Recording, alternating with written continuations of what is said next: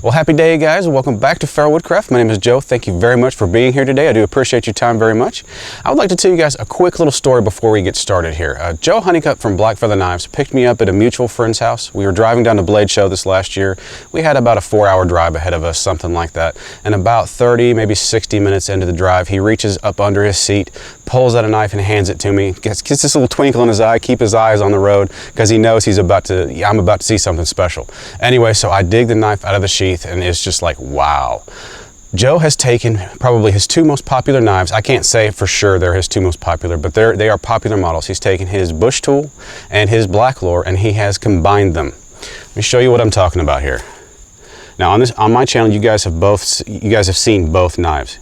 This handle is from his Blacklore, and the profile of the blade is from his Bushtool, which is really cool. Just take a look at that. It's got nice sleek lines. While I've got it up close here, I'll show you Joe's signature Scandivex. Is Joe's unique take on a Scandivex grind, which I do like quite a bit. You guys will see that in action here in just a couple minutes. Very even grind. See if we can get this from side to side. Extremely even grind.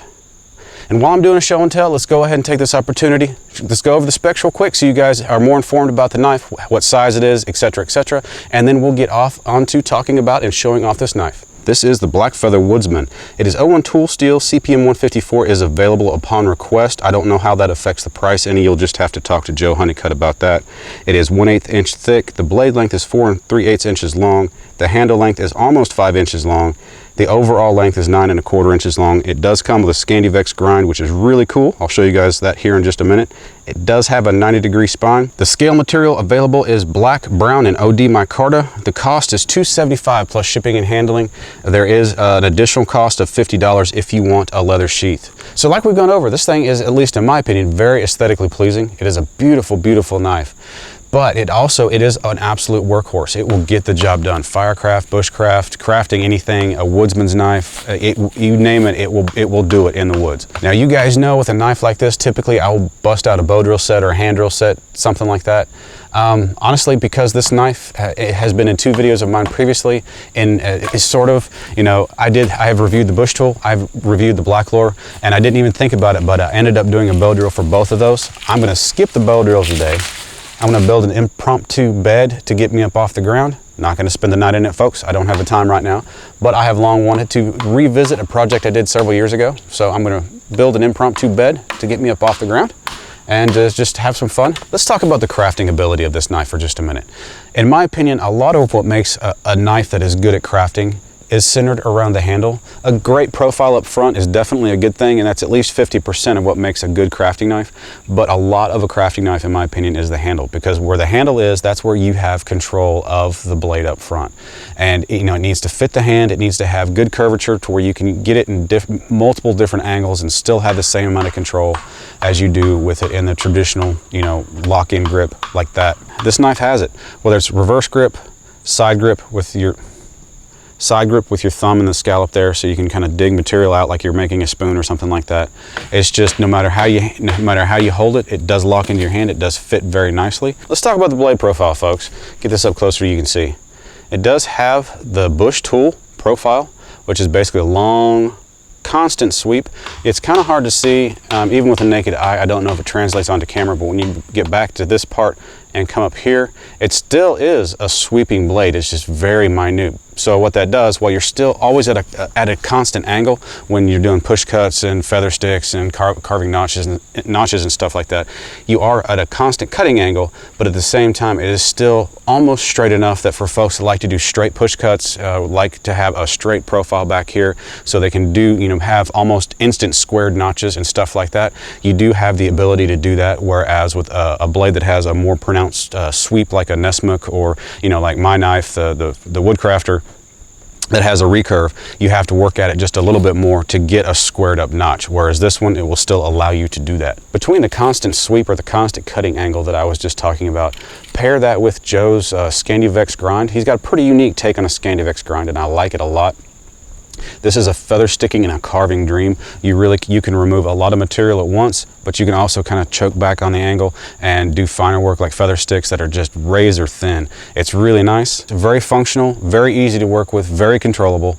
I really like it overall. I'm gushing here, I apologize. As you can see, that tip, while it does come down to a very fine point, it is really beefy directly behind it, so that tip is incredibly strong. One of the main complaints on a Skookum Bushtool, or the Skookum brand or whatever bush tool, is that the tip will snap off extremely easy because it's so thin.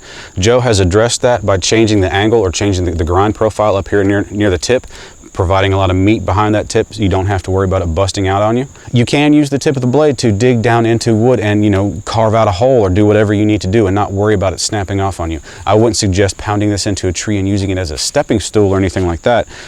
John. As far as batoning, cross batoning, pounding on this blade, can you do it? Well, Joe's heat treat is spot on.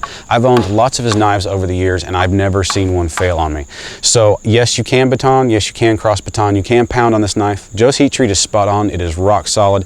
I also want to point out here that Joe actually has a knife has a video he put out where he took one of his, I believe it was a Woodlore. I think it was a Woodlore. It may have been a bush tool, but and took a ball peen hammer and proceeded to do a one-stick fire with a piece of locust, I think it was. It may have been hickory, but it was an extremely hard wood. It's a fun video to watch. I will link it right here. But yes, if it can take a ball peen hammer pounding through some wood like that, it can handle a regular baton stick and some regular wood just fine. I would like to pause for just a moment and tell you about Blackfeather Knives. Joe Honeycutt, the owner-operator of Blackfeather Knives, he is a good friend of mine. He's one of the most honorable men that I know, and I have to say that I'm honored to know him both as a friend and as a customer. Joe Honeycutt of Blackfeather Knives, he is a one-man band or one-man show, so to speak. You know, from cutting out the handle material to cutting out the blank or the template of the knife, grinding it to shape, cutting the bevels, heat treating it. You know, the list goes on of everything that goes into making a knife. Joe is a one-man band. He does it from start to finish. He packages it, he does everything. He's even his own secretary. So when you see a knife come out of Joe's shop like this, you know that there's been a lot of blood, sweat, and tears poured into this knife. Joe pours his heart and soul into every single knife that he puts out, and it shows. This is our joint.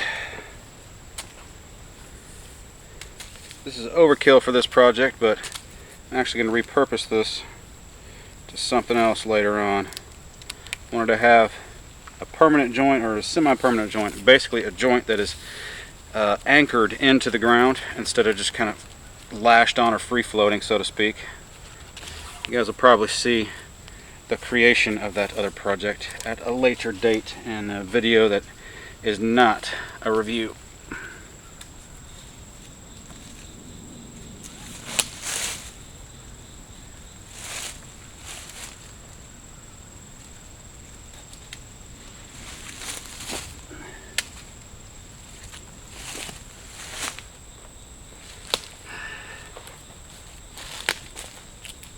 Let's do this.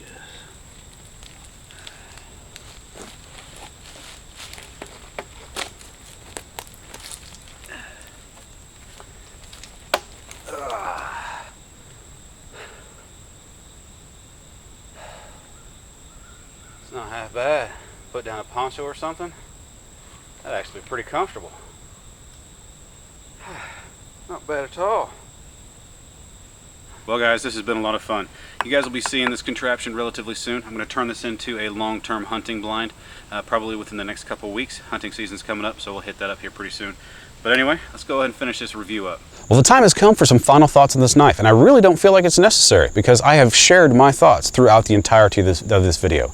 Do I like the knife? Yes. Do I recommend this knife? Yes, I most definitely do. You know, the controllability of it, just because of the handle design, I like the blade profile of it. It is a very user-friendly knife. It is very geared towards bushcrafting, you know, and primitive style survival, that sort of thing. It's just, I keep on going back to the controllability that you mix the Woodlore or Blacklore style handle with the profile of the bush tool. It is an awesome mix. It is a great marriage of designs. This blade ticks all the boxes that I want to see out of a bushcraft blade that I carry. You know, it's great at firecraft, it's great at camp cooking, and it's also great at campcraft. So, you know, it ticks all three of those boxes. It does them superbly. In case you can't tell, I really like this knife a lot. All the relevant links will be in the description of this video. I invite you guys to go check out Blackfeather Knives. It's www.blackfeatherknives.com. Anyway, thank you very much for being here today. I do appreciate your time very much. If you guys enjoyed the video, would you do me a favor? Hit that thumbs up button. Maybe think about sharing this video with your friends. Get the word out about Blackfeather knives. I would appreciate it very much.